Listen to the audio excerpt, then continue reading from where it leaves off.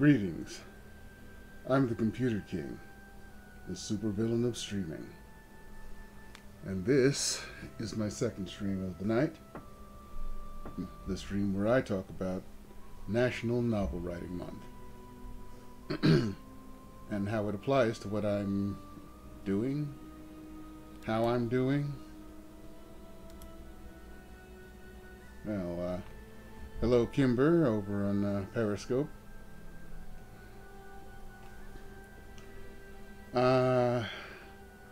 I did another nice writing spurt today.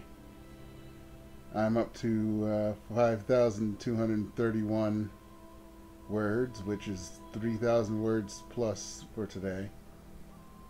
Like 3,019. It's good. Or is that 3,009? Somewhere around there. And I'm being reminded of back when I used to write as a teen, as a man in my 20s and 30s, trying to see if I can squeak out a short story or two.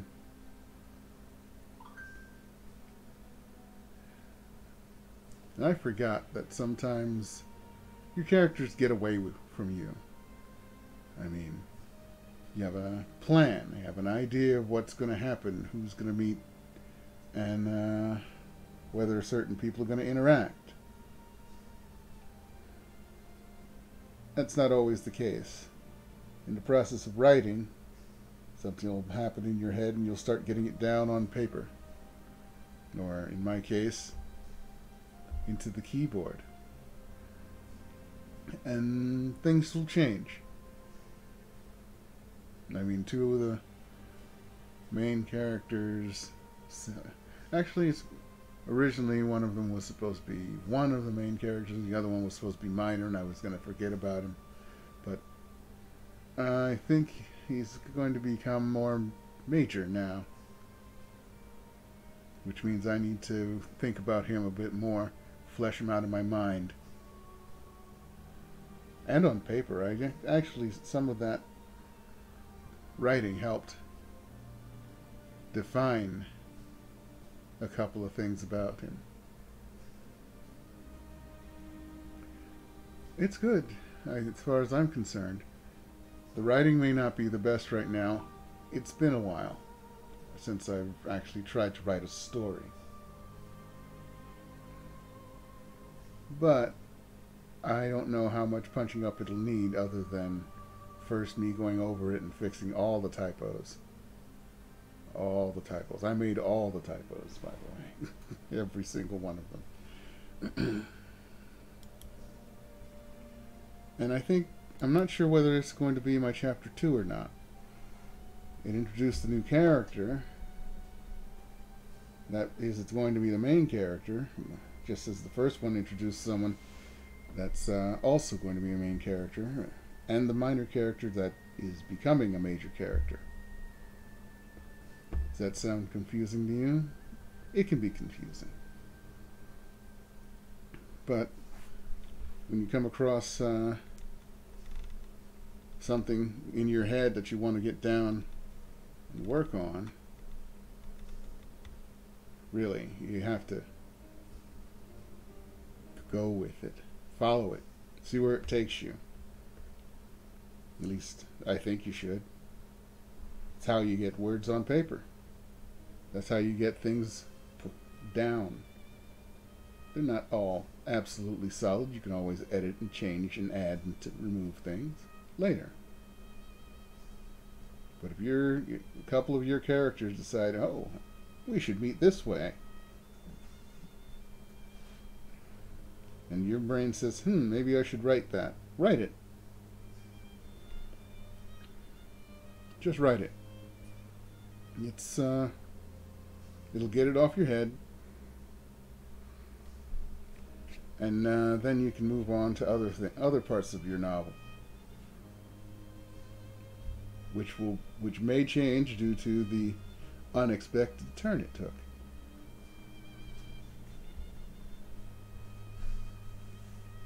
You know, a good way of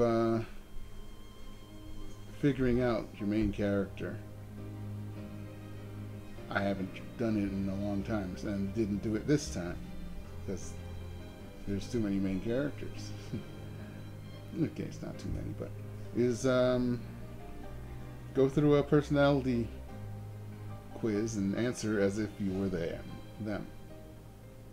See what the results spit out at you as to whether they're introverts, extroverts, friendly, grumpy, a thinker, a planner, a doer.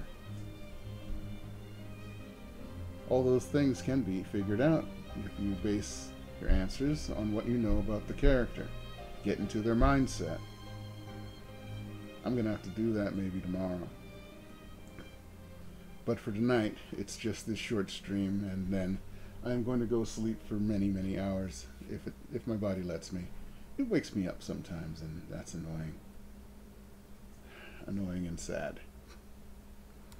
So, perhaps I should read...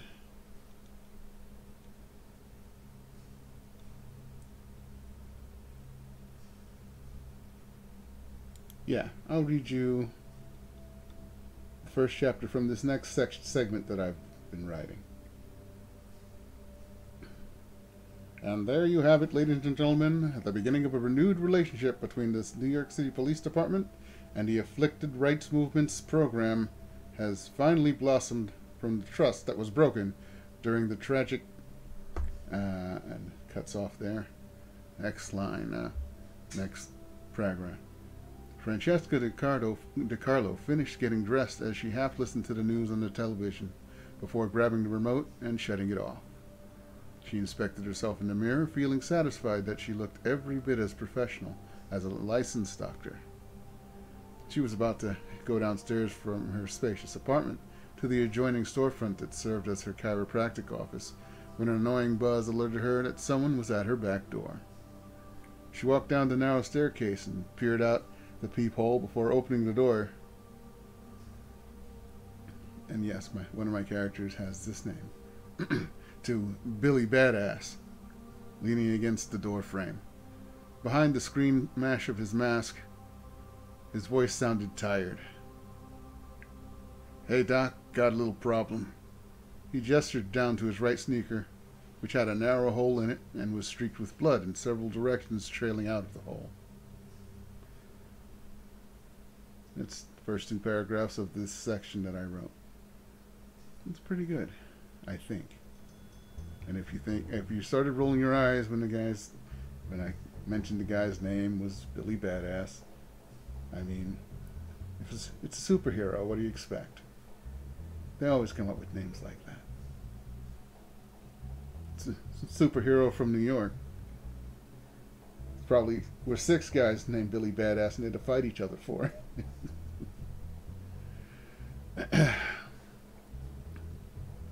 But yeah, it's about superheroes, powered people, superheroes, supervillains, super stenographers,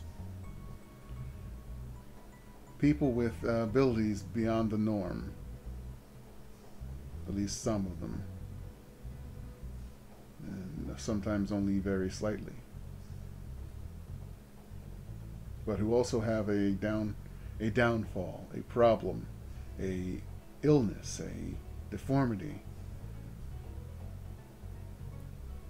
that comes along with it.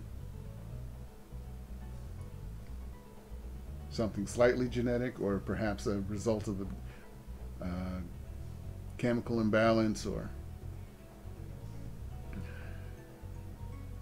it can be anything from something very minor to something debilitating. But we'll talk about that later, or another time, actually. I only wanted to tell you about my current word count, how I got there, some things about what happens when your characters decide they want to do other things than what you want them to do. I know it sounds a bit dissociative, dissociative identity disorder, but it's not. It's just considering the story, sometimes you come up with a way the character would do it that isn't the way you originally intended. I mean, if there's anyone out there who can write an outline for a novel and then stick perfectly to it without any changes, they're probably pretty boring people. Because if there's no surprises in life, you don't wind up with things like supervillainy. This was once a surprise to me. That I liked doing this. That I loved feeling the power of being a villain. Believe me, I wasn't always this way, but that's all right. I've always, however, enjoyed comic books and mythology and stories like that. And I always wanted to create my own. And this time it's working. So, until tomorrow, when, unless I sleep all the way until the evening, I will have more words down on the page. So, until tomorrow, I want to wish you a good night. Remind you to stay evil. And let you know that it's okay to write, even if it's bad. Have a nice night, folks.